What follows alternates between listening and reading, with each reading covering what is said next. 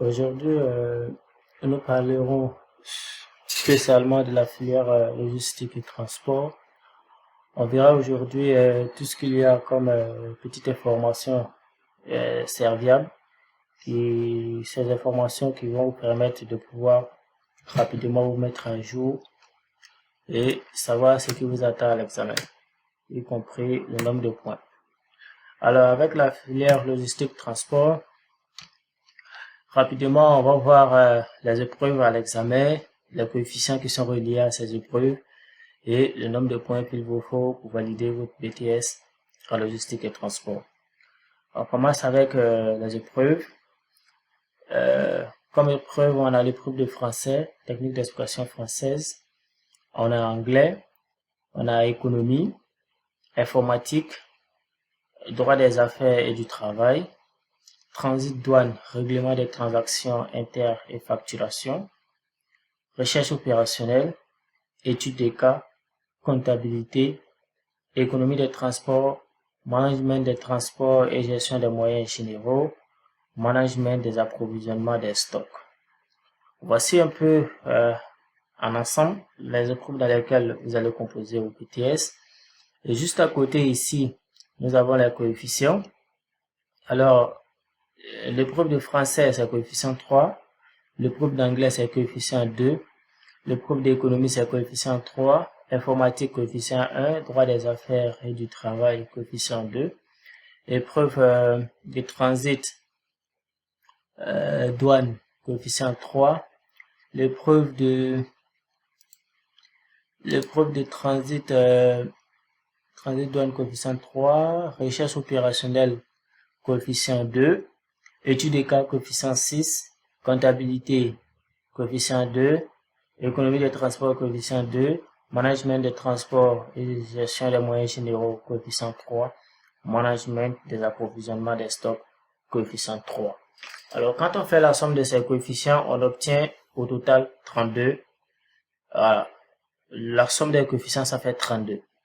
Donc, pour savoir, il vous faut combien de points? Vous prenez 10 multiplié par 32. 10, parce que vous devez avoir 10 dans les normes, vous devez avoir 10 dans chaque matière pour avoir la moyenne à l'examen, qui est 10 également. Donc, quand on fait 10 fois 32, ça vous fait 320 points. Alors, 320 points, quand on divise 320 points par 32, naturellement, ça va vous donner 10. Mais, vous n'êtes pas obligé d'avoir, bon, je ne dirais pas obligé, mais c'est pas imposé que vous ayez 10 partout. C'est la somme. C'est la somme de tout ce qui est ici. Quand on multiplie par les coefficients, ça vous donne ici. C'est la somme de tout ce qui est ici, qui donne un résultat ici, total des notes.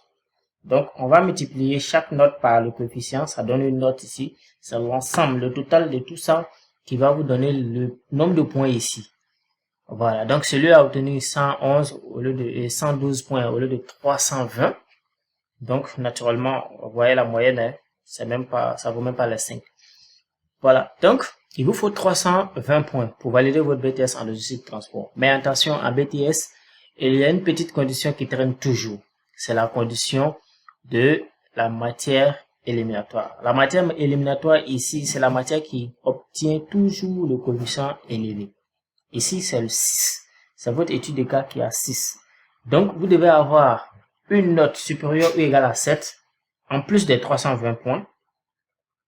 Donc, vous devez avoir une note supérieure ou égale à 7 et 320 points pour valider votre BTS. Je répète, une note supérieure ou égale à 7 et 320 points pour valider votre BTS en logistique et transport.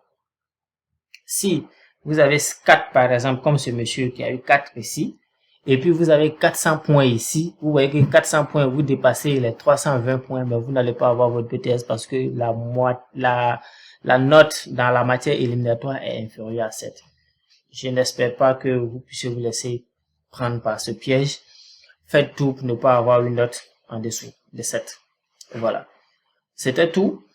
On espère que ces informations vont vous aider à vraiment vous préparer et puis faire face aux épreuves. On souhaite bonne chance à chaque candidat au BTS. Et n'hésitez pas à partager ces informations le plus tôt possible afin que vos amis qui sont dans d'autres écoles, puisse avoir ces mêmes informations et prendre la disposition nécessaire.